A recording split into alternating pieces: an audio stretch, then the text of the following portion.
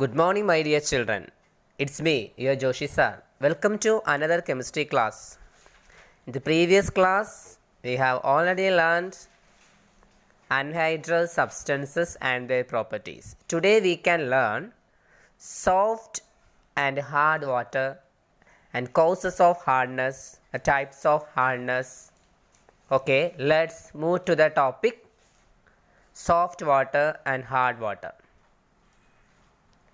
What do you mean by soft water? Water is said to be soft if it readily forms lather with soap. The water is known as soft water. The water is said to be hard when it does not readily form lather with soap. Children, clear the difference between soft water and hard water. Water is said to be soft if it readily forms lather with soap. When it does not readily form lather with soap is known as hard water. Pure water or water containing sodium salts easily gives lather with soaps. Is it clear? Once again, I repeat the difference between soft and hard water. Water is said to be soft if it readily forms lather with soap. And water is said to be hard when it does not readily form lather with soap. Then distilled water and rainwater are the examples of soft water. Is it clear? Next, causes of hardness in water. Hardness in water is due to the presence of bicarbonates, chlorides, sulfates of calcium or magnesium. Magnesium bicarbonates, calcium chloride, calcium sulfate, magnesium chloride, magnesium sulfate. These are the substance present in the water. The water become hard. Hardness of water is due to the presence of these substances. Is it clear? Next is types of hardness. Temporary hardness in water and permanent hardness in water. Okay, what do you mean by temporary hardness? Water that contains only bicarbonates of calcium and magnesium is called temporary hard water. Water that contains calcium bicarbonate or magnesium bicarbonate is called temporary hard water. It is called a temporary hard water because its hardness can be removed just by boiling. Next is permanent hardness. Water containing sulfates and chlorides of magnesium and calcium.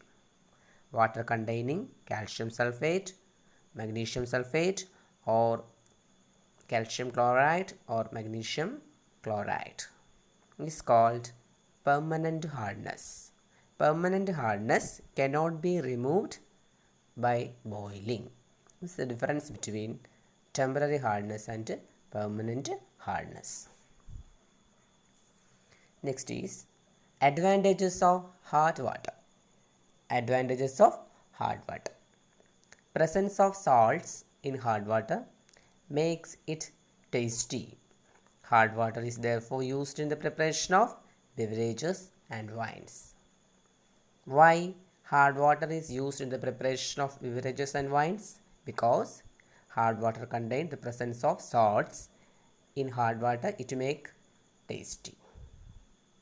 Then calcium and magnesium salts present in small amounts in hard water are essential for the growth of our bones and teeth. Hard water is used to check the poisoning of water by lead pipes. These are the advantages of hard water. Next is disadvantages of hard water. Hard water is not suitable for producing steam and fueling the tea kettles. Fueling the tea kettles is also caused by the sediment formed on its walls from boiling hard water. Then hard water is also unfit for washing purposes. Next is removal of hardness, removal of temporary hardness. The first step is by boiling. By boiling, you can remove the temporary hardness in water. Calcium carbonate and magnesium carbonate are precipitated, leaving the water soft. By boiling the temporary hard water, calcium carbonate and magnesium carbonate are precipitated, leaving the water soft. The next method is by addition of washing soda. When washing soda or soda ash is added to hard water, the corresponding insoluble carbonate settle down and can be removed by filtration. Okay, suggest two methods for the removal of temporary hardness in water. First method is by boiling and second one is by addition of washing soda. Is it clear?